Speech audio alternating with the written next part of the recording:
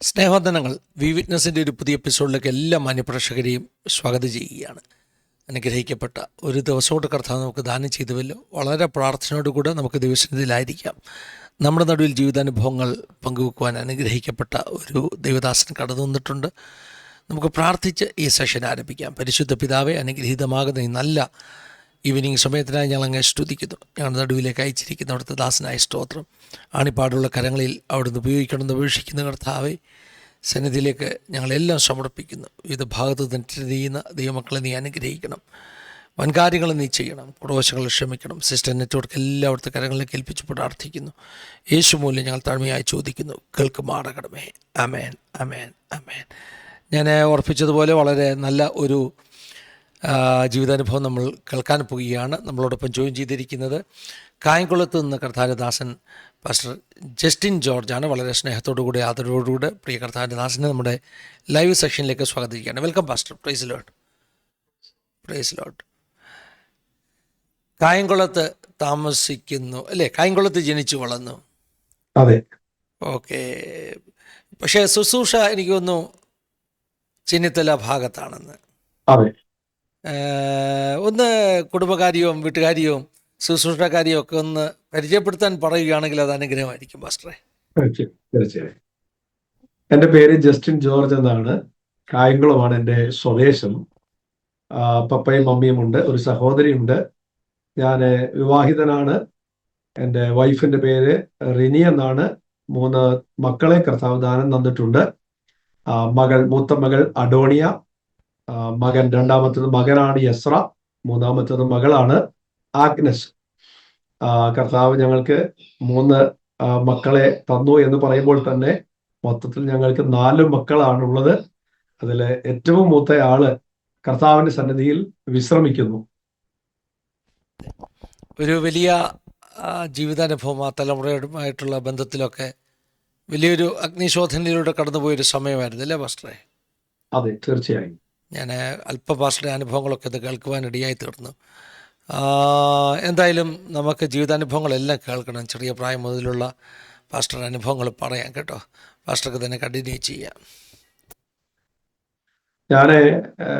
എൻ്റെ മാതാവ്, പിതാവ് ഒരു ഓർത്തഡോക്സ് പാരമ്പര്യത്തിൽപ്പെട്ടവരാണ്. മാതാവാണ് ആദ്യമായി കർത്താവിനെ കണ്ടുമുട്ടാനുള്ള ഭാഗ്യം ലഭിച്ചത്. പിതാവ് ആ സമയത്ത് തികഞ്ഞ ഒരു മദ്യപാനിയായിട്ട് ആയിരിക്കുന്ന കാലഘട്ടത്തിൽ വളരെ പ്രതിസന്ധികളും പ്രയാസങ്ങളും അനുഭവിച്ചാണ് കർത്താവിനെ അറിഞ്ഞുകൊണ്ട് കർത്താവ് വിശ്വാസത്തിലേക്ക് അമ്മ വരുന്നത്. എൻ്റെ ജനന സമയം തന്നെ വളരെ പ്രതിസന്ധികൾ നിറഞ്ഞതായിരുന്നു. 8ാം മാസത്തിൽ ജനിക്കപ്പെട്ട ഒരു വ്യക്തിയാണ്. മരണത്തിന്റെ വായിൽ നിന്ന് രക്ഷപ്പെട്ടതാണെന്ന് പലപ്പോഴും അമ്മി പറഞ്ഞ് കേട്ടിട്ടുണ്ട്. സാഹചര്യങ്ങളൊന്നും അനുകൂലമായ ഒരു സാഹചര്യത്തിലല്ല വളരുവാനായിട്ട് ഇടയായത്. എങ്കിലും ലഭിച്ച വിശ്വാസത്തെയും കണ്ടുമുട്ടിയ കർത്താവിനെയും മമ്മി വളരെ ശക്തമായിട്ട് പിടിച്ചു. അതിൽ വിട്ടുപോകാതെ നിന്നു.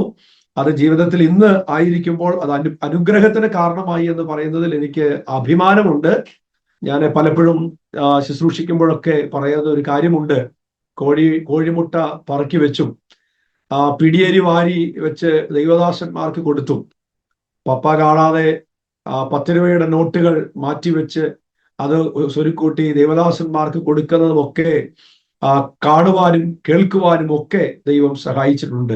അതൊന്നും മറന്നു കളയാത്തൊരു ദൈവം നമുക്ക് വേണ്ടി ഉണ്ട് എന്നുള്ളത് പിൽക്കാലത്ത് അസാധ്യമായ പല സാഹചര്യങ്ങളെയും ദൈവം സാധ്യതകളാക്കി മാറ്റിയപ്പോൾ ദൈവനാമത്തിന് വേണ്ടി ചെയ്തതും ദൈവനാമത്തിന് വേണ്ടി കൊടുത്തതും കർത്താവിന് വേണ്ടി വിശ്വസ്തയോടെ നിലനിന്നതും ദൈവം ഒരു കാലത്തും മറക്കില്ല എന്ന് അനുഭവിക്കുവാനായിട്ട് കഴിഞ്ഞു. എങ്കിലും ആത്മീക കാര്യങ്ങളിൽ വളരെ ശക്തമായി നിലകൊള്ളുന്ന ഒരു ബാല്യകാലം എനിക്കുണ്ട്.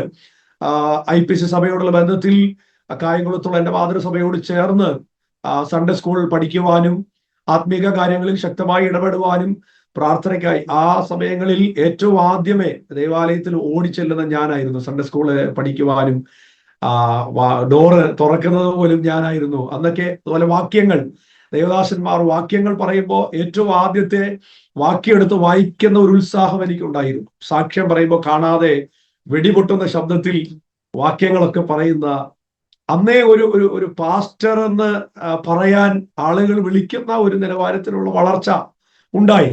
എന്നാലേ കൗമാരപ്രായത്തിലേക്ക് എത്തിക്കഴിഞ്ഞപ്പോൾ പ്രായത്തിൻ്റെതായ മാറ്റങ്ങൾ ശരീരത്തിനും മനസ്സിനും വ്യത്യാസം വന്നപ്പോൾ സ്വാതന്ത്ര്യത്തിൻ്റെതായ അനുഭവങ്ങൾ, മാതാപിതാക്കളുടെ ആ സ്ട്രിക്റ്റ് ആയിട്ടുള്ള ശിക്ഷണത്തിൽ നിന്ന് അല്പം സ്വാതന്ത്ര്യം ലഭിക്കുന്ന അനുഭവം ഉണ്ടായപ്പോൾ അല്പം വ്യതിചലിച്ച് ഒരു ഷോർട്ട് പീരീഡിലേക്ക് ഒന്ന് വ്യതിചലിച്ച് നടക്കുന്ന സാഹചര്യം ഉണ്ടായി. അതെന്റെ ജീവിതത്തില് വളരെ നന്മയായിട്ട് തിന്മയായിട്ട് വരുന്ന സാഹചര്യങ്ങളാണ് ഉടലെടുത്തത്. +2 പഠനാനന്തരം ഞാൻ ഡിഗ്രി പഠിക്കുവാനായി BCom പഠിക്കുവാനായിട്ട് ജോയിൻ ചെയ്തു. BComന്റെ റിസൾട്ട് വന്നപ്പോൾ, ഫൈനൽ റിസൾട്ട് വന്നപ്പോൾ ഞാൻ തോറ്റുപോയി. ഒരു പേപ്പർ എനിക്ക് നഷ്ടപ്പെട്ടു. ആ പേപ്പർ ഏറ്റവും നന്നായിട്ട് എഴുതിയതാണ്, പക്ഷെ എങ്കിലും അതെനിക്ക് തോൽക്കുവാനിടയായി. അതിൽ നിന്നുള്ള ആ വിഷമവും ദേഷ്യവും എല്ലാം കൂടെ ഉണ്ടായിട്ട് ഇനി ഞാനത് എഴുതുകയില്ല എന്നൊരു തീരുമാനത്തിലേക്കൊക്കെ വന്നു. അങ്ങനെ ഇരിക്കുമ്പോഴാണ് ചാർട്ടേഡ് അക്കൗണ്ടൻസി പഠിക്കാനായിട്ട് ഉള്ള ഒരു അവസരം ഒരുക്കപ്പെടുന്നത്. എൻട്രൻസ് എഴുതി അത് പഠിക്കാൻ പറ്റുമെന്ന് എൻ്റെ സുഹൃത്തുക്കളുമായി ഡിസ്കസ് ചെയ്തപ്പോൾ അവർ പറഞ്ഞു. അങ്ങനെ എൻട്രൻസ് എഴുതി അത് പാസ്സായി.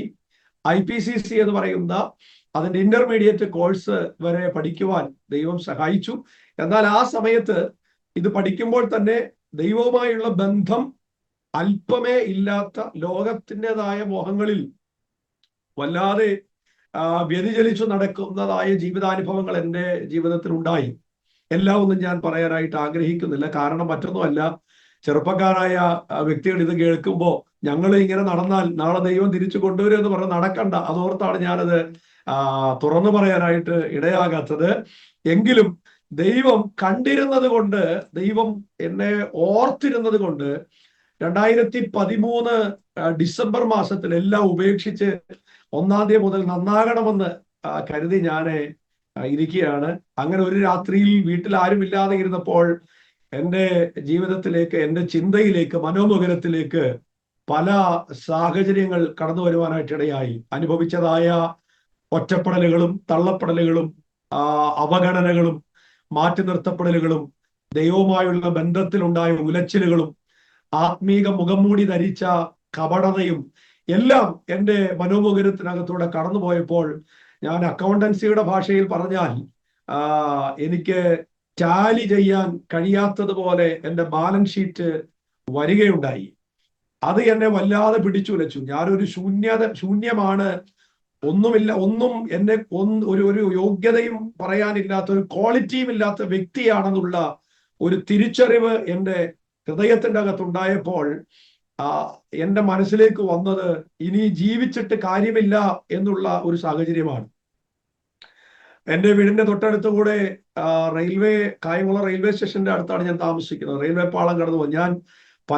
ഞാൻ ഈ ഒരു ചെറിയ എഴുത്തിന്റെ മേഖലയിലൊക്കെ നിൽക്കുന്ന ആളുകളായതുകൊണ്ട് ഞാൻ ആ ഒരു ഭാഷയിൽ തീവണ്ടിയെ ഒന്ന് കൂകിപ്പായുന്ന തീവണ്ടിയെ ചുംബിക്കുവാൻ, ഒരു മുഴം കയറിന്റെ മാല തീർക്കുവാൻ ആഗ്രഹിച്ചതായ ഒരു സാഹചര്യം ഉടലെടുത്തപ്പോൾ പെട്ടെന്ന് എൻ്റെ ഉള്ളിലേക്ക് ഒരു വലിയ ചിന്ത ഉടലെടുത്തു. എന്തുകൊണ്ട് ദൈവത്തെ ആശ്രയിച്ചുകൂടാ എന്നുള്ള ഒരു ചോദ്യം അകത്തളങ്ങളിൽ പണ്ട് പഠിച്ചതും വായിച്ചതും ചിന്തിച്ചതും ദൈവത്തിന് വേണ്ടി നിന്നതുമൊക്കെ ആയ കാര്യങ്ങളോടുള്ള ബന്ധത്തിൽ എൻ്റെ ഹൃദയത്തിനകത്ത് ആ ഒരു ചോദ്യം ഇങ്ങനെ ഉടലെടുത്തു. ഞാൻ നേരെ കട്ടിലിൽ നിന്ന് താഴെ ഇറങ്ങി കരയാൻ തുടങ്ങി എന്ന് പറഞ്ഞാൽ എനിക്കറിയില്ല ഇന്നുവരെയും അതുപോലെ പിന്നെ കരഞ്ഞിട്ടുണ്ടോ എന്ന് ചോദിച്ചാൽ അത് ഞാൻ പിന്നീട് പറയാം. അന്ന് ആ ഒരു കരച്ചിലിൽ പലരും പറഞ്ഞു കേട്ടിട്ടുണ്ട്, പാപങ്ങളൊക്കെ സ്ക്രീനിൽ കാണുന്നത് പോലെ കണ്ട് പോയിട്ടുണ്ടെന്നൊക്കെ പറഞ്ഞ് ഞാൻ കേട്ടിട്ടേ ഉള്ളൂ. പക്ഷേ ഞാൻ ആ എൻകൗണ്ടറിൽ കൂടെ, കർത്താവുമായുള്ള എൻകൗണ്ടർ എനിക്ക് ഉണ്ടായത് ആ രാത്രിയിലാണ്. ആ രാത്രിയിൽ ഞാൻ എന്നെ തന്നെ സമ്പൂർണമായി സമർപ്പിച്ചു. പ്രിയമുള്ളവരെ, ഞാൻ പറയട്ടെ, ചെയ്തു പോയ എൻ്റെ ഓർമ്മയിൽ പ്രകാശിപ്പിക്കപ്പെട്ട ഞാൻ കണ്ടതായ സകല കാര്യങ്ങളും എൻ്റെ വായി കൊണ്ട് അതുപോലെ എടുത്ത് ദൈവസന്നിധി ഞാൻ ഏറ്റുപറയാനായിട്ടിടയായി. എന്നിട്ട് പിറ്റേ ദിവസം 30-ാം തീയതിയാണ്. 30-ാം തീയതി ഞാൻ ആർട്ടിക്കൽ അസിസ്റ്റന്റ് ആയിട്ട് ജോലി ചെയ്തുകൊണ്ടിരിക്കുകയാണ്. ആ സമയത്ത് ഇന്റേണൽ ഓഡിറ്ററായിട്ട് ജോലി ചെയ്യാണ്. എന്നാൽ ഞാൻ അന്ന് ജോലിക്കായിട്ട് പോകാതെ എൻ്റെ മാതൃസഭയിൽ ഉപവാസ പ്രാർത്ഥന, ആ വർഷത്തിന്റെ അവസാനത്തെ ഉപവാസ പ്രാർത്ഥന നടക്കുകയാണ്. അവിടെ ഞാൻ കടന്നു ചെന്നു.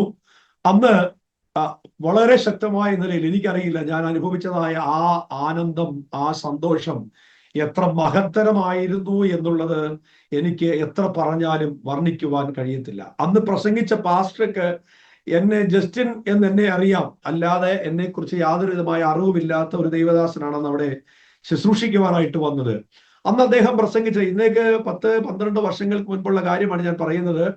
അന്ന് അദ്ദേഹം എടുത്ത വാക്യം യഹോവയുടെ മഹത്വം എന്ന് യെശയ്യാ പ്രവാചകന്റെ പുസ്തകത്തിൽ നിന്ന് പ്രസംഗിച്ചു തുടങ്ങിയ ദൈവദാസൻ ഒരു സർട്ടൈൻ പോയിന്റിൽ എത്തിയപ്പോൾ നേരെ അദ്ദേഹത്തിന്റെ ശുശ്രൂഷയുടെ തലം അങ്ങ് മാറി. നേരെ കഴിഞ്ഞ രാത്രിയിൽ ഞാനും ദൈവവുമായി രഹസ്യമായി സംഭാഷിച്ച വിഷയങ്ങളുടെ ഓരോ ചോദ്യങ്ങളുടെയും ഓരോ എന്റെ ആവലാതിയുടെയും മറുപടി എന്നോണമോ എന്നോട് സംസാരിക്കുന്നത് പോലെയോ ആ ദൈവദാസനിൽ കൂടെ ദൈവത്തിന്റെ ആത്മാവ് എന്നോട് ഇടപെടാൻ തുടങ്ങി. എന്നിൽ നിന്ന് എവിടെയോ പോയി മറഞ്ഞ അഭിഷേകത്തിന്റെ ആത്മശക്തി ആ പകലിൽ ഞാൻ അനുഭവിക്കുവാനിടയായി. കർത്താവിനെ ശക്തമായി ആരാധിച്ചു. ആ ദേവദാസനോട് പറഞ്ഞു, 2014 എന്ന് പറയുന്നത് നിന്റെ ജീവിതത്തിൽ ഇരുണ്ട് ഞെരുങ്ങിപ്പോകുന്ന ഒരു അനുഭവത്തിൽ നിന്ന് ഒരു വിശാലമായ വഴിയിലേക്ക് തിരിയാനുള്ള ഒരു വർഷമാണെന്നൊക്കെ എന്നോട് അദ്ദേഹം പറഞ്ഞുവെങ്കിൽ അതൊന്നും എനിക്ക് മനസ്സിലാക്കാനുള്ള ശക്തി അന്നേരമില്ലായിരുന്നു. അടുത്ത ദിവസവും ഞാൻ മീറ്റിങ്ങിന് പോയി. ജനുവരി 1-ാം തീയതി ഞാൻ തിരികെ ഞാൻ താമസിക്കുന്ന തിരുവനന്തപുരത്തേക്ക് പോകുവാനായിട്ടിടയായി. എന്നാൽ ഞാൻ പറയട്ടെ, ആ ദൈവത്തെ യഥാർത്ഥമായി ക്രിസ്തു, മഹത്വത്തിന്റെ പ്രത്യാശിയായ ക്രിസ്തു ഹൃദയത്തിന്റെ അകത്ത് ഉരുവാക്കപ്പെട്ടത് കൊണ്ട് ഞാൻ മുമ്പ് നിന്നതായ അതേ സാഹചര്യത്തിൽ, അതേ ഹോസ്റ്റലിൽ, അതേ സുഹൃത്തുക്കളോടൊപ്പം തന്നെയാണ് ഞാൻ പിന്നെ 1-ാം തീയതി വീണ്ടും നിൽക്കാനായി പോകുന്നത്. അതേ സ്വാതന്ത്ര്യത്തിലാണ് പോകുന്നത്. പക്ഷേ വലിയവനായ ദൈവം ഹൃദയത്തിന്റെ അകത്ത് യഥാർത്ഥമായ ഒരു രൂപാന്തരം വരുത്തിയത് കൊണ്ട് ഏത് ചെളിക്കുളത്തിലും താമര മനോഹരമായി വിരിഞ്ഞു നിൽക്കുന്നത് പോലെ നിൽപ്പാൻ സ്വർഗത്തിലെ ദൈവം എനിക്ക് സഹായിച്ചു. മാത്രവുമല്ല, ഞാൻ ജോലി ചെയ്യുന്ന സ്ഥാപനത്തിൽ നിന്ന് പലയിടങ്ങളിലേക്കും എന്നെ ഓഡിറ്റിങ്ങിന് വേണ്ടി അയക്കാറുണ്ട്. കുമരകം എന്ന സ്ഥലത്തുള്ള ഒരു റിസോർട്ടിലേക്ക് എന്നെ വളരെ പ്രധാനപ്പെട്ടതായ ഒരു ഇഷ്യൂ അവിടെ ഉണ്ടായിട്ട്, അക്കൗണ്ട്സിൽ ഇഷ്യൂ ഉണ്ടായിട്ട് എന്നെ അവിടേക്ക് വിടുകയാണ്. ഞാൻ അവിടെ ചെന്നു. രാവിലെ മുതൽ വൈകുന്നേരം വരെ അവിടെ ഇരുന്നു കൊണ്ട് അക്കൗണ്ട്സ് മുഴുവൻ ചെക്ക് ചെയ്തു. പക്ഷേ അതിന്റെ ഒരു വിഷയം എനിക്ക് മനസ്സിലാക്കുവാനായിട്ട് കഴിഞ്ഞില്ല. വൈകുന്നേരം ആയപ്പോഴേക്കും ഞാൻ ഉച്ചയ്ക്ക് ഒരു ചെറിയൊരു മയങ്ങുന്ന സമയത്ത് എൻ്റെ അകത്ത് ആരോ എനിക്ക് ബാങ്ക് റീകൺസിലിയേഷൻ എന്ന് പറയുന്ന ആ ഒരു സെഗ്മെന്റ് ഞാൻ പഠിച്ചത് എനിക്ക് മനസ്സിലായിട്ടില്ലാത്തൊരു ഭാഗമാണ്. ഞാൻ ചെയ്തിട്ടുമില്ല ഒരിക്കൽ പോലും. പക്ഷെ ദൈവം എൻ്റെ അകത്ത് ചെയ്യാനുള്ള 1-2 ട്രാൻസാക്ഷൻ എങ്ങനെ ചെയ്യണമെന്ന് എൻ്റെ അകത്തേക്കൊരു പ്രകാശനം നൽകി. അതെനിക്ക് ഇന്നും അത്ഭുതമാണ്. ആ വൈകുന്നേര സമയത്ത് ഞാൻ അവിടെ ഇരുന്ന് അവിടുത്തെ മാനേജിംഗ് ഡയറക്ടർ, അവിടുത്തെ GM ഉണ്ട്. GM എൻ്റെ കൂടെ ഇരിക്കുകയാണ്. GM എന്ന് പറയുന്ന മനുഷ്യൻ ഒരു ദൈവവിശ്വാസിയാണ്. അദ്ദേഹം കള്ളനാകുന്ന സാഹചര്യമാണ് അവിടെ ഉണ്ടാകുന്നത്. അദ്ദേഹം തിരിമറി നടത്തി എന്നുള്ള തലത്തിലേക്കാണ് വിഷയം മാറിയിരിക്കുന്നത്. എന്നാൽ ദൈവം, അദ്ദേഹത്തിന്റെ പ്രാർത്ഥനയായിരിക്കാം, അല്ലെങ്കിൽ എന്നെ പണിയാനുള്ള ദൈവത്തിന്റെ പദ്ധതി ആയിരിക്കാം. ഞാൻ 1-2 ട്രാൻസാക്ഷൻസ് അത് എന്റെ മനസ്സിൽ തോന്നിയതുപോലെ ഞാൻ അത് ചെയ്തു കഴിഞ്ഞപ്പോൾ ആ കണക്ക് ടാലിയാകുവാനായിട്ടിടയായി. അതെന്റെ ജീവിതത്തെ വളരെ, ആ GM എന്നെ കെട്ടിപ്പിടിച്ചു. എന്നോട് പറഞ്ഞു, മോനെ, ഇത് ദൈവത്താൽ സംഭവിച്ചതാണ് എന്നോട് പറയാനിടയായി. തീർന്നില്ല. സ്റ്റോക്ക് ക്ലിയർ ചെയ്യാനായിട്ട്, സ്റ്റോക്ക് വാല്യുവേഷൻ ചെയ്യാനായിട്ട് ഞാൻ സ്റ്റോർ റൂമിലേക്ക് ചെന്നു. സ്റ്റോർ റൂമിലേക്ക് ചെന്ന് കഴിഞ്ഞപ്പോൾ അവിടെ സ്റ്റോർ ഇൻചാർജ് ആയിട്ട് ഇരിക്കുന്ന ഒരു സഹോദരിയുണ്ട്. അവരുടെ കാതിലും കഴുത്തിലും ഒന്നും മാലയും കമ്മലും ഒന്നും ഇല്ല. ഞാൻ അവരെ ശ്രദ്ധിച്ചു. അപ്പോൾ തന്നെ ഇന്റേണൽ ഓഡിറ്റർ ആയിട്ട് ചെല്ലുന്നത് കൊണ്ട് സ്റ്റാഫിനോടൊന്ന് സംസാരിക്കാനോ മിണ്ടാനോ എനിക്ക് അനുവാദവുമില്ല. ഞാൻ സ്റ്റോക്ക് എല്ലാം ഇങ്ങനെ നോക്കി എല്ലാം എടുത്തുകൊണ്ടിരുന്ന് കമ്പ്യൂട്ടറിൽ അത് എൻ്റർ ചെയ്തുകൊണ്ടിരുന്നപ്പോൾ എൻ്റെ അടുത്തിരുന്ന ഈ സഹോദരി എന്നോട് പറഞ്ഞു, കർത്താവിന്റെ വേലയ്ക്ക് വേണ്ടിയിട്ടുള്ളതാ. ഞാൻ അന്തം വിട്ടുപോയി. ഞാൻ ആരാണോ, എന്നെ കണ്ടാൽ ഒരു ദൈവവിശ്വാസിയാണെന്ന് അന്ന് പറയത്തില്ല. ഞാൻ നല്ല മീശയൊക്കെ, നല്ല ഫ്രഞ്ച് താടിയൊക്കെ വെച്ച് ഈ താടിയൊക്കെ ഇങ്ങനെ ഇറക്കി വേറെ വേഷത്തിലൊക്കെ ഇരിക്കുക. മനസ്സിലാ മുടിയൊക്കെ ഉണ്ടെന്ന് വെച്ചിട്ട്, നന്നായിട്ട് മുടിയൊക്കെ ഉണ്ട്. എന്നെ കണ്ട പക്ഷെ എന്നോട് പറഞ്ഞ ദൈവത്തിന്റെ വേലയ്ക്ക് വേണ്ടിയിട്ടുള്ളതാണ്. അതുകൊണ്ടാണ് പ്രതിസന്ധികൾക്കകത്തൂടെ ദൈവം കടത്തിവിടുന്നത് എന്നോട് പറയാനിടയായി.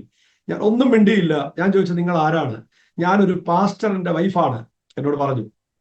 അപ്പൊ എനിക്കൊരു സന്തോഷം. കാരണം ഒരു പാസ്റ്ററിന്റെ വൈഫ് ജോലിക്ക് വന്നിട്ടുണ്ടെങ്കിൽ അദ്ദേഹം ആരാണെന്ന് എനിക്കൊരു തോന്നൽ എൻ്റെ ഉള്ളിൽ തോന്നി. ഞാൻ എൻ്റെ ഫോൺ നമ്പർ എഴുതിയിട്ട് ഈ സഹോദരിയെ കൊടുത്തിട്ട് പറഞ്ഞു, ഇത് പാസ്റ്റർക്ക് ഈ നമ്പർ കൊടുക്കണം, എന്നെ വിളിക്കണം, ദൈവ നിയോഗമുണ്ടെങ്കിൽ എന്നെ വിളിക്കണമെന്ന് പറയാൻ പറഞ്ഞു. ദൈവമക്കളെ, എന്നെ കേൾക്കുന്ന വാത്സല്യ പ്രിയപ്പെട്ടവരെ, പിറ്റേ ദിവസം ആ പാസ്റ്റർ എന്നെ വിളിച്ചു. അദ്ദേഹം വേറൊന്നും എന്നോട് ചോദിച്ചില്ല. പക്ഷേ ഞാൻ ജീവിതത്തിൽ കടന്നുപോയതായ, ജീവിതത്തിൽ നടന്നതായ സകല സംഭവ വികാസങ്ങളും അദ്ദേഹം എന്നോട് ഫോണിൽ കൂടെ പറയാൻ തുടങ്ങി, ദൈവാത്മാവിൽ പറയാൻ തുടങ്ങി. അത് എൻ്റെ ശരീരത്തിൽ ആ പരിശുദ്ധാത്മാവിന്റെ ഒരു സാന്നിധ്യം ഞാൻ അനുഭവിക്കുന്നത് ആ സമയത്ത് എനിക്ക് തിരിച്ചറിയുവാനും കഴിഞ്ഞു. അദ്ദേഹം എന്നോട് ചില കാര്യങ്ങൾ എന്നോട് പറഞ്ഞു. ഞാൻ പറഞ്ഞു, ദൈവം എന്നെ വിളിക്കാതെ ഞാൻ സുവിശേഷ വേലയ്ക്ക് ഇറങ്ങത്തില്ല, കർത്താവ് എന്നോട് പറയാതെ ഞാൻ ഇറങ്ങത്തില്ല എന്ന് പറഞ്ഞു. എന്നോട് പറഞ്ഞു, കർത്താവ് പറയും അന്ന് ഇറങ്ങണമെന്ന് പറഞ്ഞു. ഞാൻ ഓക്കെ പറഞ്ഞു. ഞാൻ എൻ്റെ ജോലിയിൽ വീണ്ടും വ്യാപൃതനായി. എന്നെ മറ്റൊരു സ്ഥലത്തേക്ക്, മറ്റൊരു ഓഫീസിലേക്ക് എന്നെ എൻ്റെ ഓഫീസിൽ നിന്ന് വിടാനിടയായി. വിട്ടു. അവിടെ ചെന്ന് ഞാൻ ആ സമയത്ത് പ്രാർത്ഥന തുടങ്ങി, വചനധ്യാനം തുടങ്ങി, ദൈവമായുള്ള ബന്ധം ആഴമായി. തിരുവനന്തപുരത്തുള്ള സഭയിൽ പെന്തക്കോസ്ത് സഭകൾ കണ്ടെത്തി എല്ലാ ആഴ്ചകളിലും മാറി മാറി ഞാൻ പോകാൻ തുടങ്ങി. എൻ്റെ സൗഹൃദങ്ങൾക്ക് വ്യത്യാസം വന്നു, സ്വഭാവത്തിന് വ്യത്യാസം വന്നു, വളരെ മാറ്റം എനിക്ക് അനുഭവിക്കാൻ കഴിയുന്ന ഒരു ആത്മീകനായി പോകുന്ന സാഹചര്യം. അപ്പോൾ എന്നെ ഒരു ജോലിക്കായിട്ട് വിട്ടെടുത്ത് വളരെ സ്പീഡോടെ, വളരെ വേഗതയിൽ, കൃത്യതയോടെ ജോലി ചെയ്യുന്നത് കണ്ടപ്പോ എനിക്ക് കൃത്യനിഷ്ഠയ, ഞാൻ വളരെ സമയത്തിനൊക്കെ വളരെ കൃത്യനിഷ്ഠയുള്ള ഒരാളാണ്. അവരെന്നോട് പറഞ്ഞു, നീ ഞങ്ങളുടെ കൂടെ ജോലി ചെയ്യാമോ? ഞാൻ നിനക്ക് നല്ല ശമ്പളം തരാം, നല്ല ഫെസിലിറ്റീസ് തരാം, ഞങ്ങളുടെ കൂടെ ജോലി ചെയ്യാമോ? ഞാൻ എൻ്റെ സാറിനോട് വന്ന് സംസാരിച്ചപ്പോൾ അദ്ദേഹം പറ്റില്ല എന്നൊക്കെ പറഞ്ഞെങ്കിലും അദ്ദേഹം പൊയ്ക്കോളാൻ അനുവാദം നിന്നു. ഞാൻ ആ ജോലിക്ക് ജോയിൻ ചെയ്യാനായിട്ട് പോകുന്ന രാവിലെ പ്രാർത്ഥിച്ചപ്പോൾ എൻ്റെ മനസ്സിലേക്ക് വന്നൊരു വാക്യം ഇതാണ്: ദൈവത്തിന്റെ കരം നിന്റെ മേൽ ഭാരമായി വരരുത്. ഞാൻ വളരെ ഭയാശങ്കയായി പോയി എനിക്ക്. കാരണം ഞാനൊരു നല്ല ജോലി, ഒരു ചെറുപ്പക്കാരൻ നിലയ്ക്ക് 10, 20, 22, 23 വയസ്സുള്ള ഒരു ചെറുപ്പക്കാരൻ നിലയ്ക്ക് എനിക്ക് ആ കാലത്ത് നാട്ടിൽ കിട്ടാവുന്നതിൽ ഏറ്റവും നല്ലൊരു ജോലി, നല്ല സാലറി, നല്ല പാക്കേജ് എല്ലാം ഉണ്ട്. പക്ഷേ എനിക്ക് കേട്ടത് ഇതാണ്: ഞാൻ അവിടെ ചെന്നു, നല്ല ക്യാബിനുണ്ട്, നല്ല സിസ്റ്റമുണ്ട്, നല്ല സെറ്റപ്പ് ഉണ്ട്, കാര്യങ്ങളെല്ലാം നല്ലതാണ്. ചില ദിവസങ്ങൾ കഴിഞ്ഞപ്പോൾ എല്ലാം മാറി മറിഞ്ഞു. കർത്താവിന്റെ കരഭാരമായി വന്നതുപോലെ ഞാന് ജീവിതത്തിൽ അനുഭവിക്കാൻ ഇനി ഇല്ലാത്തതുപോലെ വളരെ വളരെ കഷ്ടതകൾ, പ്രതിസന്ധികൾ അവിടെ അനുഭവിക്കാൻ തുടങ്ങി. ഞാൻ അവരോട് പറഞ്ഞു, ഞാൻ മാറുകയാണെന്ന് പറഞ്ഞു. അവർ വിടില്ല എന്ന് പറഞ്ഞു. പക്ഷെ ഞാൻ പറഞ്ഞു, മാറുകയാണ്. അവര് സാധാരണ ആ ഒരു മാസത്തിനകം പോകുന്നവർക്ക് ശമ്പളം ഒന്നും കൊടുക്കില്ലെങ്കിലും എനിക്ക് അവര് ശമ്പളമൊക്കെ തന്നു. ഞാൻ അത് കഴിഞ്ഞ് വീട്ടിൽ വന്ന് എൻ്റെ ഹോസ്റ്റൽ റൂമിൽ വന്ന് ഞാൻ പൊട്ടിക്കരഞ്ഞു. കാരണം എനിക്ക് നാട്ടിൽ പോകാൻ കഴിയത്തില്ല, വീട്ടിലേക്ക് വരാൻ കഴിയത്തില്ല, ആരോടും പറയാൻ കഴിയത്തില്ല. ഞാൻ ദൈവവേലയ്ക്ക് പോകുകയാണെന്ന് എൻ്റെ പിതാവിനോടും മാതാവിനോടും പറയാൻ എനിക്ക് പ്രയാസം തോന്നി. ലക്ഷക്കണക്കിന് രൂപ എനിക്ക് വേണ്ടി അവര് ചിലവഴിച്ചിട്ടിരിക്കുകയാണ് പഠനത്തിനായിട്ട്. പിന്നെ എൻ്റെ മനസ്സിൽ തോന്നിയ ഒരു ചിന്ത, ദൈവവേലയ്ക്ക് ഇറങ്ങിയ മറ്റുള്ളവരുടെ കയ്യിൽ നിന്ന് വാങ്ങിക്കണമല്ലോ. എന്നെ സംബന്ധിച്ച് അതിന് വളരെ പ്രയാസം അനുഭവിക്കുന്ന, ഞാൻ അങ്ങനെയൊക്കെ ഒരു പെർഫെക്ഷനിസ്റ്റ് എന്നുള്ള അങ്ങനത്തെ ഒരു സൈക്കോളജിക്കൽ പ്രോബ്ലം ഉള്ള ഒരാളാണ് ഞാൻ. അതുകൊണ്ട് ഇതെല്ലാം എന്നെ അങ്ങ് വല്ലാതെ പിടിച്ചു കുലുക്കി, വല്ലാതെ ഉലച്ചു. അന്ന് ഞാൻ ദൈവവചനം വായിച്ചപ്പോൾ എന്നേക്ക് ദൈവാത്മാവ് തന്ന വാക്യം ഇതാണ്: നിങ്ങൾ പ്രത്യാശിക്കുന്ന ശുഭഭാവി വരുവാൻ തക്കവണ്ണം ഞാൻ നിങ്ങളെക്കുറിച്ച് നിരൂപിക്കുന്ന നിരൂപണങ്ങൾ ഇന്നവയെന്ന് ഞാൻ അറിയുന്നു. അവ തിന്മയ്ക്കല്ല, നന്മയ്ക്കത്രയെന്ന് ദൈവത്തിന്റെ അരുളപ്പാട്. ഈ വാക്യം എന്നെ ഉറപ്പിച്ചത് എനിക്ക് പറഞ്ഞ് ഫലിപ്പിക്കാൻ കഴിയാത്തതുപോലെയുള്ള ഉറപ്പാണ്. ഞാൻ അവിടെ നിന്ന് നേരെ നാട്ടിൽ വന്നു. നാട്ടിൽ വരുന്നതിന് മുമ്പ് കായംകുളത്തുള്ള എൻ്റെ മറ്റൊരു സ്നേഹിതൻ, ഞാൻ അദ്ദേഹത്തെ ഒന്ന് വിളിച്ചു. എവിടെയെങ്കിലും ഈവനിങ് ബൈബിൾ ക്ലാസ് ഉണ്ടെങ്കിൽ അവിടെ ഒന്ന് പോയി പഠിക്കാമെന്ന് കരുതിയാണ് അദ്ദേഹത്തെ വിളിച്ചത്. അദ്ദേഹം പറഞ്ഞു, ഞാൻ തമ്പാനൂർ റെയിൽവേ സ്റ്റേഷനിലുണ്ട്, നീ അവിടേക്ക് വരാൻ പറഞ്ഞു. ഞാൻ അവിടെ ചെന്നു. അവിടെ ചെന്ന് അവിടെ ജനശതാബ്ദിയുടെ ആ കോച്ചിൽ കയറി. അദ്ദേഹം എന്നോട് പറഞ്ഞു, നീ ഈവനിങ് കോഴ്സ് പഠിക്കണ്ട, നീ പൂർണ്ണമായും ദൈവവേലയ്ക്ക് സമർപ്പിക്ക്, ദൈവം നടത്തും. അപ്പനെ ബുദ്ധിമുട്ടിപ്പിക്കണ്ട, അമ്മയെ ബുദ്ധിമുട്ടിപ്പിക്കണ്ട, അല്ലാതെ തന്നെ ദൈവം നടത്തും. നീ മണക്കാലയിൽ പോയി ബീഡി പഠിക്കാനായിട്ട് എൻ്റെ അടുത്ത് പറഞ്ഞു. എനിക്ക് അന്ന് അതൊന്നും അംഗീകരിക്കാൻ കഴിയത്തില്ല. കാരണം സാമ്പത്തികമായിട്ട് ഇനിയും മാതാപിതാക്കളെ ബുദ്ധിമുട്ടിക്കുന്നതിൽ വളരെ കോംപ്ലക്സ് എൻ്റെ ഹൃദയത്തിലുണ്ട്. പക്ഷെ ഞാൻ പറയണ ദൈവമക്കളെ, ഞാൻ മണക്കാലയിൽ ചെന്നു. അവിടെ നിന്ന് പഠനം പൂർത്തീകരിക്കാനായിട്ട് ദൈവം എന്നെ സഹായിച്ചു. ആ കാലയളവിൽ തന്നെ എനിക്ക് നഷ്ടപ്പെട്ടു പോയ ബികോമിന്റെ ആ ഒരു പേപ്പറ് ദൈവം അത്ഭുതം എന്ന് പറയുന്ന രീതിയിൽ ആ പേപ്പർ എനിക്ക് എഴുതിയെടുക്കാൻ കർത്താവ് എനിക്ക് സഹായിച്ചു. അത് കഴിഞ്ഞ് കർത്താവിന്റെ വേലയിലേക്ക് വ്യാപൃതനാകാനുള്ള ആഗ്രഹം 2014 മുതൽ ബൈബിൾ കോളേജിൽ ചേർന്ന വർഷം മുതൽ തന്നെ സെമിനാരിയുടെ മോർണിംഗ് മിനിസ്ട്രിയിൽ ഒരു ചെറിയ സ്ട്രേഞ്ചറിന്റെ സ്പീക്കർ ഈ തോളിൽ വെച്ചുകൊണ്ട് എൻ്റെ റൂംമേറ്റ് ആയിട്ടുള്ള പാസ്റ്റർ മാത്യു എസ് കാട്ടാക്കട അദ്ദേഹം വാക്യങ്ങൾ വിളിച്ചു പറയും. മണക്കാലയുടെ വിവിധ ഉള്ള ഏരിയകൾ രാവിലെ 6 മുതൽ 6:45 വരെയുള്ള സമയം ഞങ്ങൾ ചില സഹോദരങ്ങൾ പോയി വാക്യങ്ങൾ വിളിച്ചു പറയാൻ തുടങ്ങി. അതാണ് എൻ്റെ പരസ്യയോഗ പ്രസംഗങ്ങളുടെ തുടക്കമായിട്ട് വരുന്നത്. അന്ന് മുതൽ പിന്നീട് ഇങ്ങോട്ട് പരസ്യയോഗങ്ങളിൽ കർത്താവിനെ ഉയർത്താൻ തുടങ്ങി. ദൈവം അവസരങ്ങൾ തന്നു. കേരളത്തിലെ കാസർഗോഡ് മുതൽ തിരുവനന്തപുരം വരെയുള്ള 14 ജില്ലകളിലെ ഒരുമാതിരിപ്പെട്ട എല്ലാ ജംഗ്ഷനുകളിലും എല്ലാ ഉള്ളറകളിലും കർത്താവിനെ ഉയർത്താൻ ഉള്ള ഭാഗ്യ പദവി കർത്താവ് എനിക്ക് നൽകി തരുവാനായിട്ട് ഇടയായി. എനിക്ക് ഒരു പെന്തക്കോസ്ത് പാരമ്പര്യമോ പെന്തക്കോസ്തുകാരായ പാസ്റ്റർമാരുടെ ബന്ധുബലമോ ഒന്നുമുള്ള ഒരു വ്യക്തിയല്ല. പെന്തക്കോസ്ത് ഭാഷ പോലും എനിക്ക് ആ സമയത്തില്ല.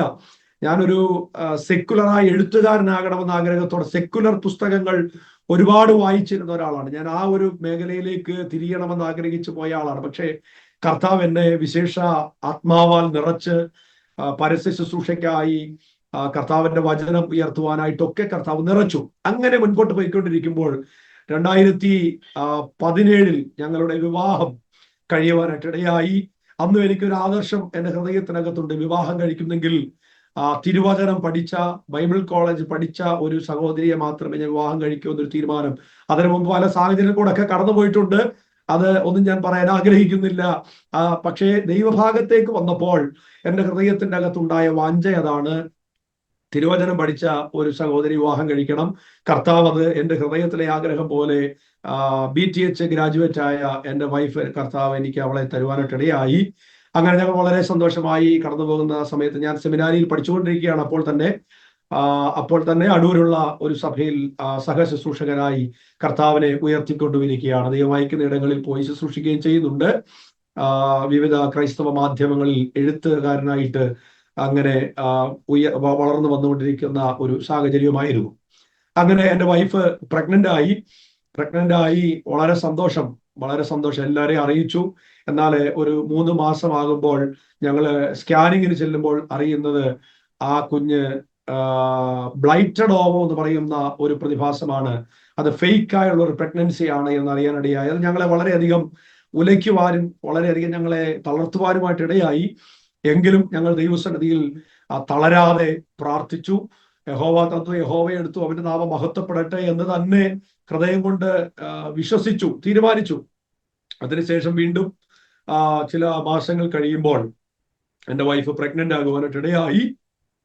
അത് കുഴപ്പങ്ങളൊന്നുമില്ലാതെ ഇങ്ങനെ പോയി. ആദ്യത്തെ ആ കുഞ്ഞ് നഷ്ടപ്പെട്ടത് കൊണ്ട് രണ്ടാമത് ഉണ്ടായതിനെ വളരെ കാര്യമായി എനിക്കറിയാം, വളരെ ഞാൻ ഒത്തിരി ശ്രദ്ധിക്കുന്നയാളാണ്. ഒരു കാര്യമുണ്ടെങ്കിൽ അതിനെ വളരെയധികം ഗൗരവത്തോടെ കാണുന്ന ആളാണ്.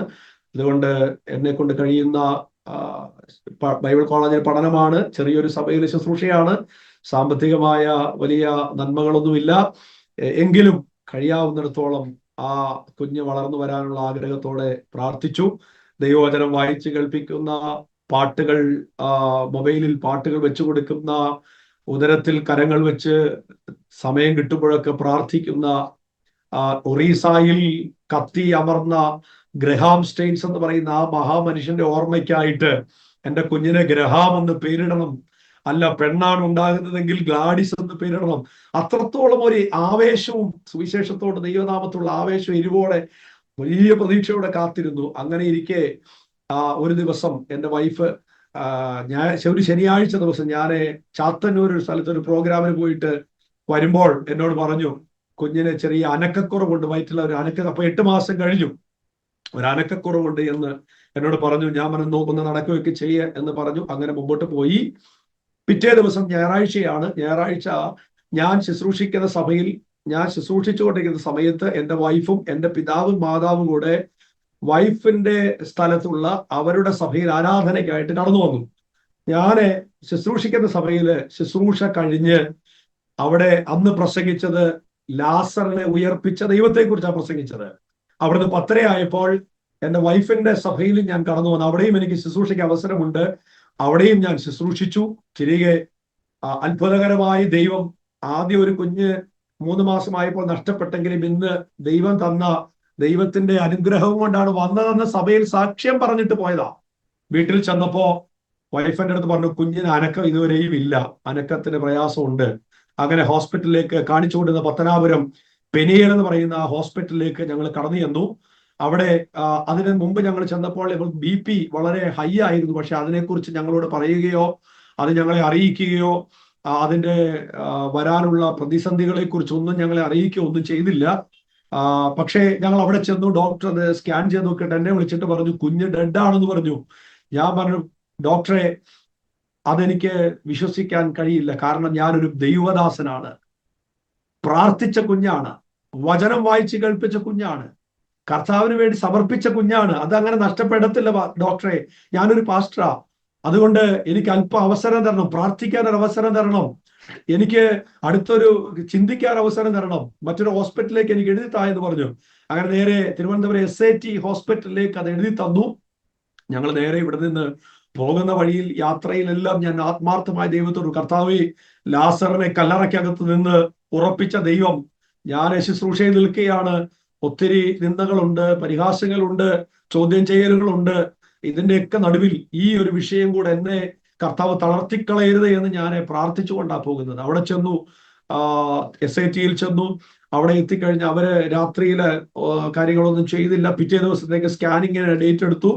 എന്നാൽ ആ രാത്രി എനിക്ക് മറക്കാനാകാത്ത രാത്രിയാണ്. SATയുടെ ആ വരാന്തയിൽ കൂടെ, ആ റോഡിൽ കൂടെ ഒരു ഭ്രാന്തനെ പോലെ ഞാൻ പ്രാർത്ഥിച്ചു, ദൈവത്തോട് പ്രാർത്ഥിച്ചു, നിലവിളിച്ചു, കർത്താവേ, എന്റെ കുഞ്ഞിനെ തരണം. ഞാൻ ഇന്നും ആ തിരുവനന്തപുരം മെഡിക്കൽ കോളേജിൽ ചെല്ലുമ്പോൾ ഞാൻ അതുവഴി നടക്കുമ്പോൾ ഓർക്കുക, എന്റെ കണ്ണുനീര് വീണ് നനഞ്ഞ ഒരു സ്ഥലമാണത്. അത്രമാത്രം ഞാൻ കരഞ്ഞു. ഞാൻ അന്നിരുന്ന് കരഞ്ഞ സ്ഥലങ്ങളിലൊക്കെ ഞാൻ പോയി, ഇപ്പോഴും പോയി നോക്കും അവിടെ ചെല്ലുമ്പോൾ. ഞാൻ അത്രമാത്രം തകർന്നു. കർത്താവേ, എനിക്കിത് വന്നല്ലോ, എന്നോട് ഇത് ചെയ്തല്ലോ എന്നുള്ള ചോദ്യങ്ങളൊക്കെ ഞാൻ ചോദിച്ചു. അതെന്റെ അവകാശം, എൻ്റെ അപ്പനോട് എനിക്ക് ചോദിക്കാനുള്ള അവകാശം എന്ന് കരുതി ഞാൻ ചോദിച്ചു. പക്ഷേ സ്ലിപ്പായി പോകാൻ ദൈവം സഹായിച്ചില്ല. സ്ലിപ്പാകുന്ന സമയം വന്നപ്പോ കർത്താവ് എനിക്ക് കയറി പിടിക്കാനുള്ള ഒരു ആശ്രയമായി എൻ്റെ അടുക്കൽ വന്ന ഒരു വാക്യം എൻ്റെ ഹൃദയത്തിനകത്ത് ഇങ്ങനെ കേട്ടു: നാം ദൈവത്തിന്റെ കയ്യിൽ നിന്ന് നന്മ കൈക്കൊള്ളുന്നു, തിന്മയും കൈക്കൊള്ളരുതോ.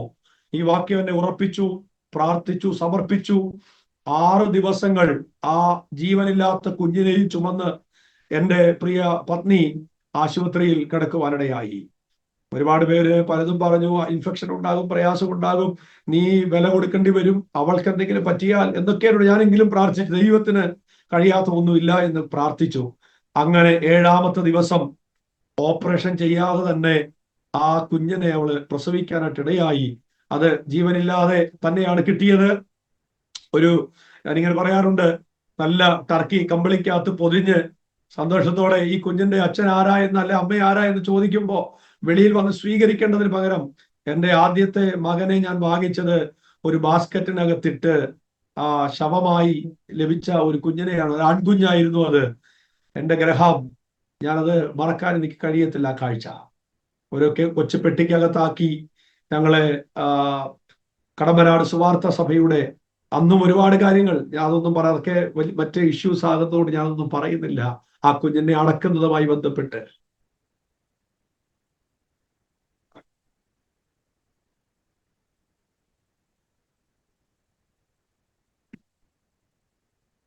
അതിനെ കടമ്പനാട് സുവാർത്ത സഭയുടെ സെമിത്തേരിയിൽ കൊണ്ടുവന്ന് അതിനെ അടക്കുവാനായിട്ടിടയായി. അതിനുശേഷം ഞങ്ങൾ തിരികെ തിരുവനന്തപുരം SATയിൽ, എൻ്റെ വൈഫ് ആ കുഞ്ഞിനെ കണ്ടിട്ടില്ല, അവളെ അവർ കാണിച്ചില്ല. മറ്റ് ബുദ്ധിമുട്ടുകൾ ഉണ്ടാതിരിക്കാൻ വേണ്ടി അതിനെ കാണിക്കുകയൊക്കെ പോലും ചെയ്തില്ല. ഞങ്ങൾ അങ്ങനെ അവിടെ നിന്ന് ഡിസ്ചാർജ് ആയി വരുമ്പോൾ അവർ പറഞ്ഞു, ടെസ്റ്റ് ചെയ്യണം, എന്തെങ്കിലും ഇഷ്യൂ, ജനറ്റിക്കലായിട്ടുള്ള മറ്റെന്തെങ്കിലും തരം ഇഷ്യൂ ആണോ എന്ന് ടെസ്റ്റ് ചെയ്യണമെന്ന് പറഞ്ഞു.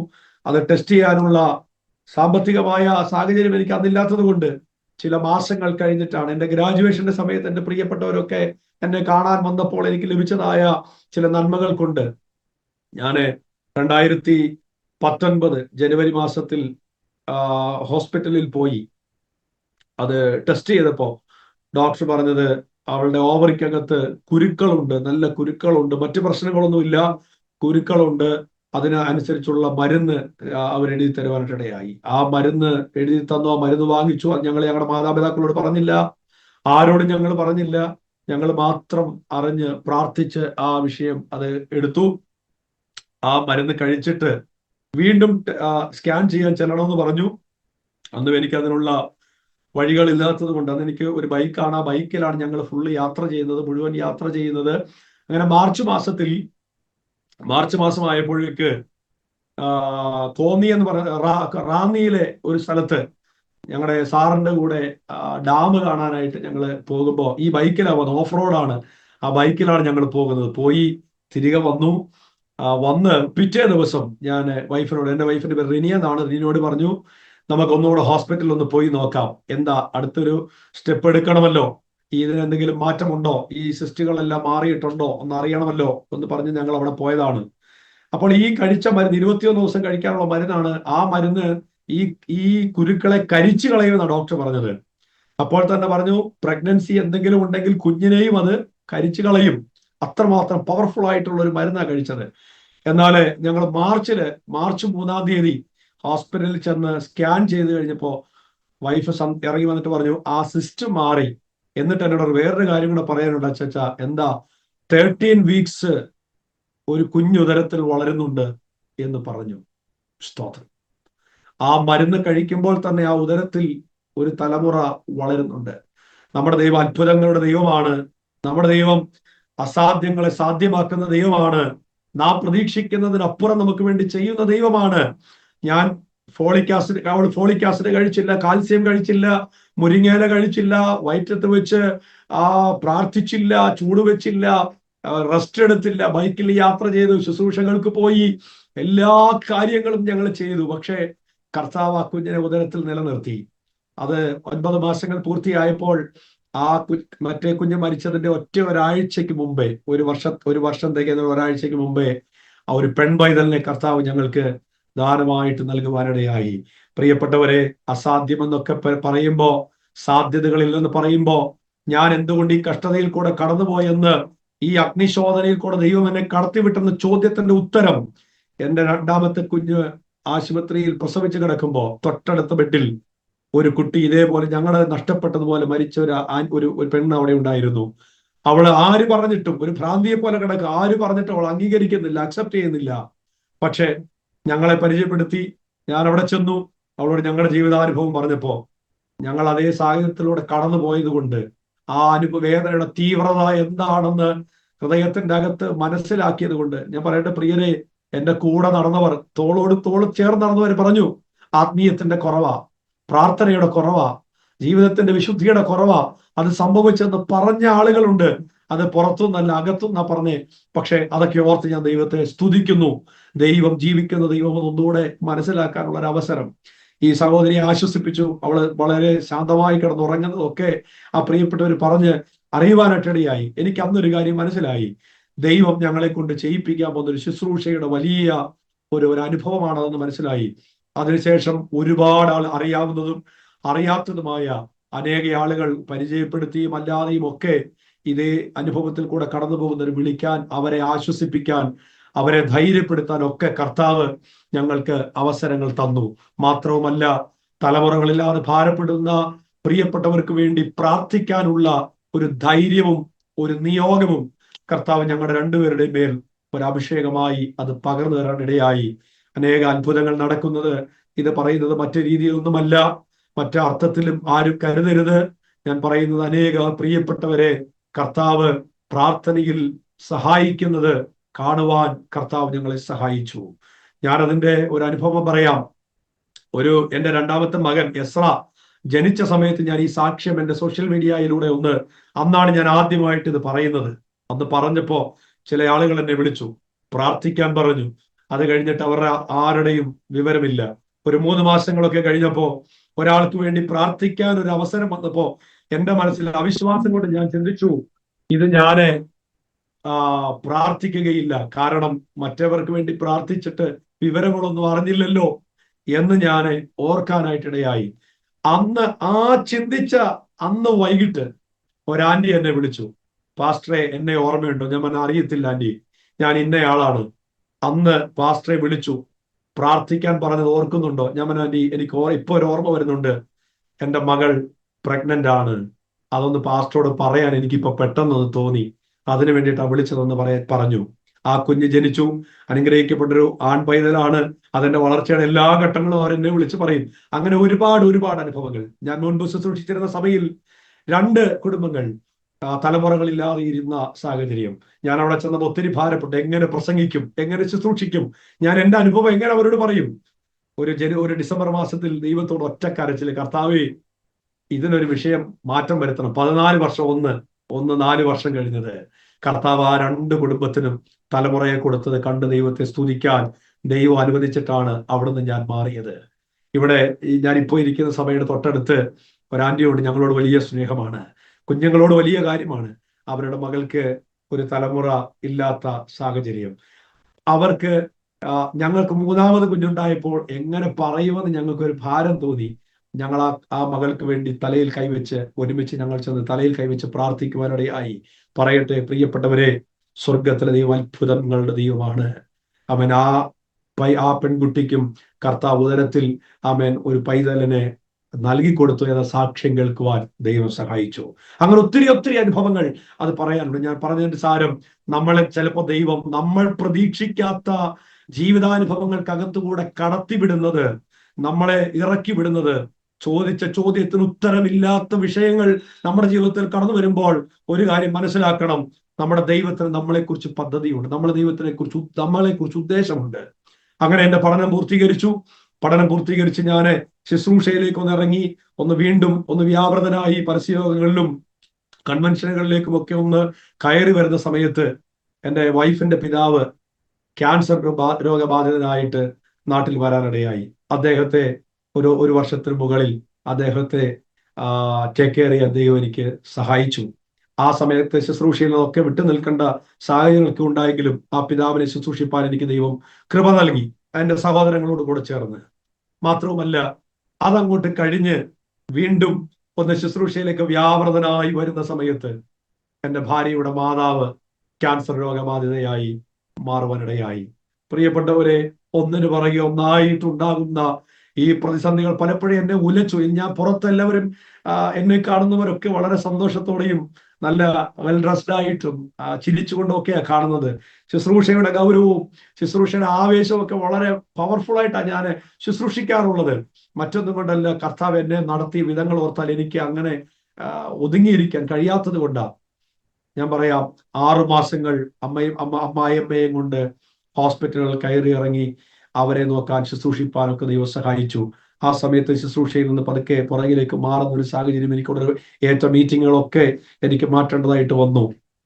എങ്കിലും കർത്താവ് എനിക്ക് BD പഠനത്തിന് ശേഷം MDH പഠിക്കാൻ ഒരു അവസരം കൊടുത്തന്നു. 17 ദിവസങ്ങൾ രാത്രിയും പകലും ഒരുപോലെ കണ്ടുകൊണ്ട് ഞാൻ ആ തീസിസിന്റെ ഫൈനൽ വർക്കുകൾ ചെയ്തു. 7 കിലോ എൻ്റെ വെയിറ്റ് കുറഞ്ഞു. എനിക്ക് വല്ലാത്ത അനുഭവം, എനിക്കത് പറയാൻ അറിയത്തില്ല. എൻ്റെ സാറ് എൻ്റെ കൂടെ അതുപോലെ ഇരുന്നു. എനിക്കത് പൂർത്തീകരിക്കാൻ ദൈവം സഹായിച്ചു, ഗ്രാജുവേറ്റ് ചെയ്യാൻ ദൈവം സഹായിച്ചു.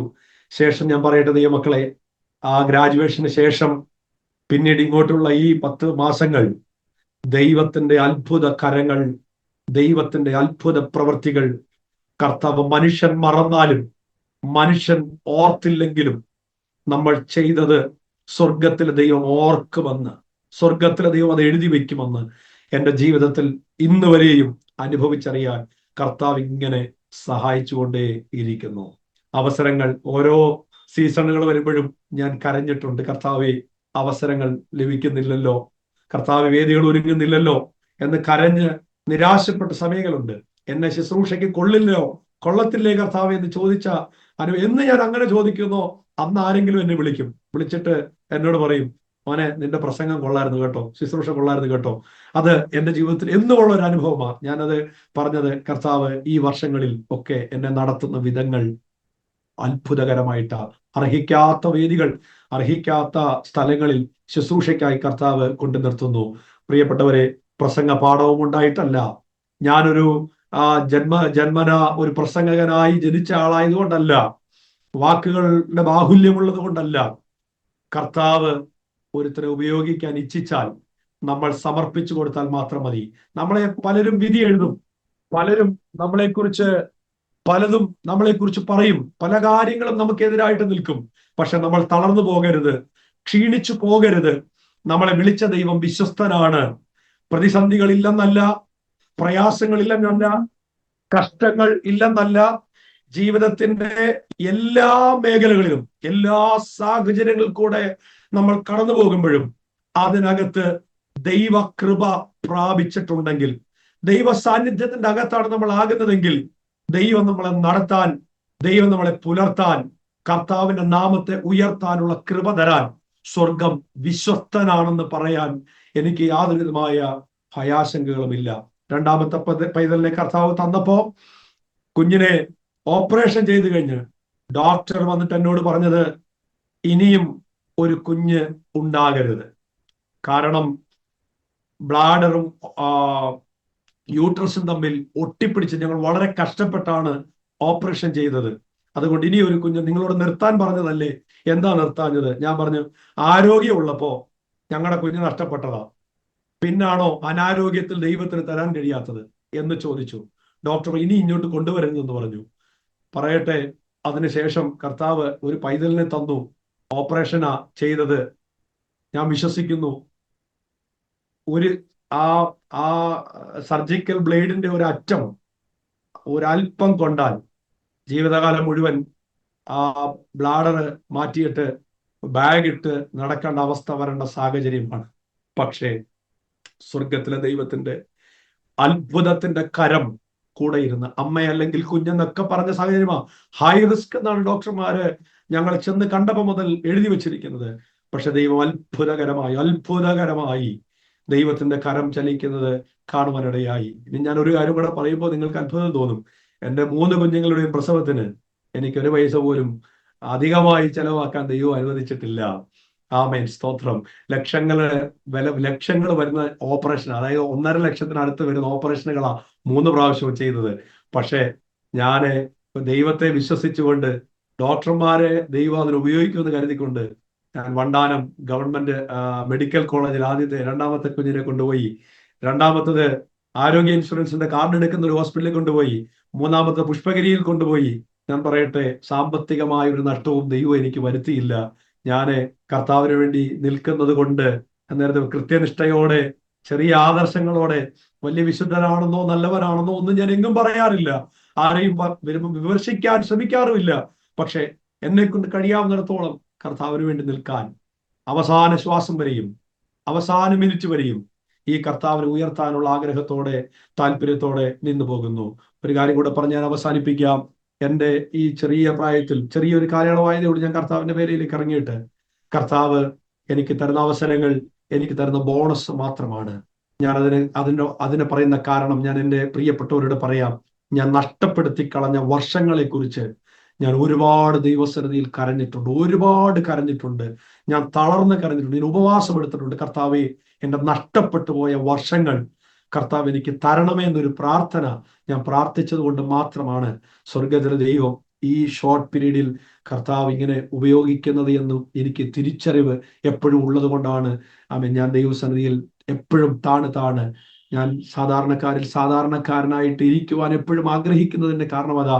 ദൈവം വിശ്വസ്തനാണ്. ദൈവം ഉന്നതനെങ്കിലും താഴ്മയുള്ളവനെ കടാക്ഷിക്കുന്ന ദൈവമാണ്. ആരും സ്നേഹിക്കാനില്ലേ?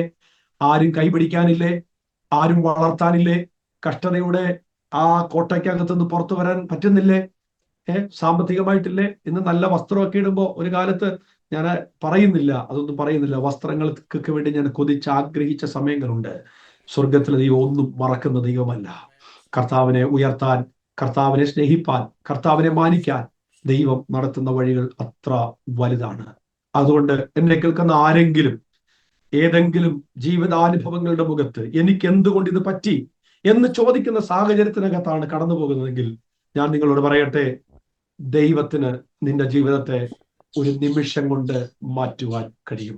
വചനത്തെ വിശ്വസ്തയോടെ ഉയർത്തുക, വചനത്തെ സ്നേഹിക്കുക, ദൈവത്തിന് വേണ്ടി ആത്മാർത്ഥതയോടെ, ദൈവത്തിന് വേണ്ടി ശക്തിയോടെ കർത്താവിനെ സ്നേഹിക്കുക, കർത്താവിനെ പിൻപറ്റ്, വചനത്തെ ഉയർത്ത്.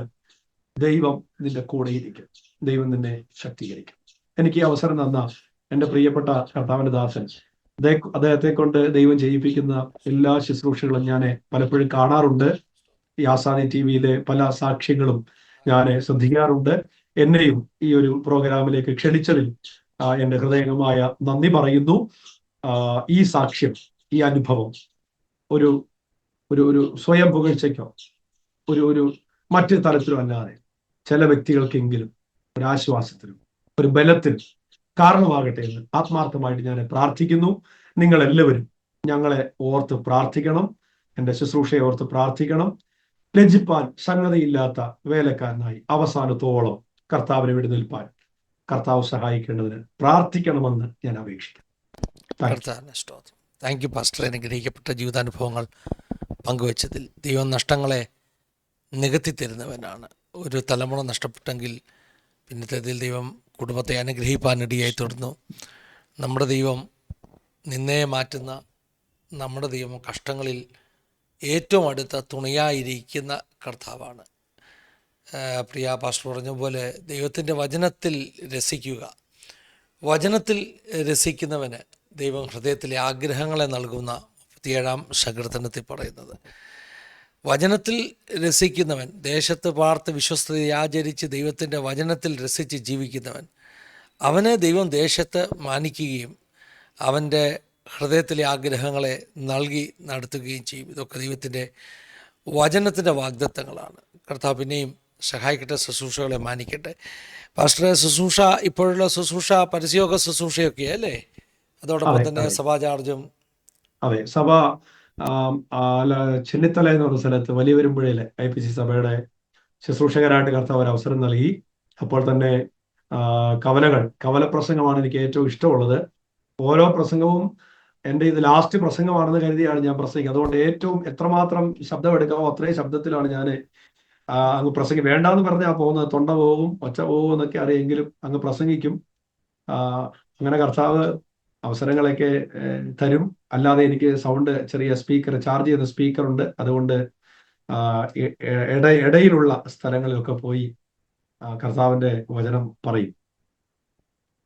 ദൈവത്തിന് സ്തോത്രം. തലമുറ ഇല്ലാത്തവരെ ഞങ്ങളെ കേൾക്കുന്നവരുണ്ടെങ്കിൽ ദൈവത്തിൻ്റെ വചനം പറഞ്ഞ മക്കൾ യഹോവ തരുന്ന ദാനമാ, ഉദരഫലം ദൈവത്തിൻ്റെ പ്രതിഫലമാണ്. പ്രാർത്ഥിക്കുന്നവർക്ക് വേണ്ടി ദൈവം ആ പ്രതിഫലം റിലീസ് ചെയ്യും. ഈ കഴിഞ്ഞ ദിവസങ്ങളിലൊക്കെ നമ്മുടെ ചാനലിൽ പലപ്പോഴായിട്ട് നമ്മളോട് പ്രെയർ റിക്വസ്റ്റ് പറഞ്ഞിട്ടുള്ള അനേക ദൈവമക്കൾ, വിവാഹം കഴിഞ്ഞ് വർഷങ്ങളായിട്ട് തലമുറയില്ലെന്ന് പറഞ്ഞ അനേക ദൈവമക്കൾ, ഞങ്ങൾ ശ്രദ്ധിച്ചൊരു കാര്യം, കഴിഞ്ഞ 1-2 മാസം കൊണ്ട് അവരിൽ നിന്ന് പലരിൽ നിന്നും നമുക്കിങ്ങനെ മെസ്സേജസ് വരുന്നു. കർത്താവ് ഒരു തലമുറയെ നൽകി അനുഗ്രഹിച്ചു. 11 വർഷം 13 വർഷമൊക്കെ മക്കളില്ലാതെ ഇരുന്ന ശേഷം കർത്താവ് അവരെ അനുഗ്രഹിച്ചു എന്ന് പറഞ്ഞ നല്ല മെസ്സേജസ്, പ്രൈസ് റിപ്പോർട്ട്സ് എന്ന് പറയാം, കഴിഞ്ഞ ദിവസങ്ങളിലൊക്കെ കിട്ടിക്കൊണ്ടിരിക്കുന്നു. ഒരു കാര്യം, ആരെങ്കിലും അങ്ങനെ തലമുറയുടെ വിഷയത്തിൽ ഭാരപ്പെടുന്നവരുണ്ടെങ്കിൽ അവരോടൊക്കെ പറയാനുള്ളത്, മടുത്തു പോകാതെ പ്രാർത്ഥിക്കുക, വിശ്വസിക്കുക. മക്കളെ തരുന്നത് കർത്താവാണ്. അവരുടെ ഭാവി കർത്താവിൻ്റെ കരങ്ങളിൽ സുരക്ഷിതമാണ്. നമ്മുടെ വ്യൂവേഴ്സിൻ്റെ ഒക്കെ ജീവിതത്തിൽ ആ അനുഗ്രഹങ്ങളും നന്മകളും വെളിപ്പെടട്ടെ. തലമുറയില്ലാത്ത ആരെങ്കിലും ഉണ്ടെങ്കിൽ ഇന്നത്തെ സാക്ഷ്യം നിങ്ങളെ ബലപ്പെടുത്തട്ടെ, ധൈര്യപ്പെടുത്തട്ടെ എന്ന് പ്രാർത്ഥിക്കുകയാണ്. നമ്മളൊന്നിച്ച് പ്രാർത്ഥിക്കാം. പാസ്റ്ററെ, ജസ്റ്റിൻ പാസ്റ്റർ തന്നെ നമ്മുടെ വ്യൂവേഴ്സിന് വേണ്ടി പ്രാർത്ഥിച്ച് ഈ സെഷൻ നമുക്ക് വൈൻഡപ്പ് ചെയ്യാം. പാസ്റ്റർക്ക് തന്നെ പ്രാർത്ഥിക്കാം. സ്തോത്രം.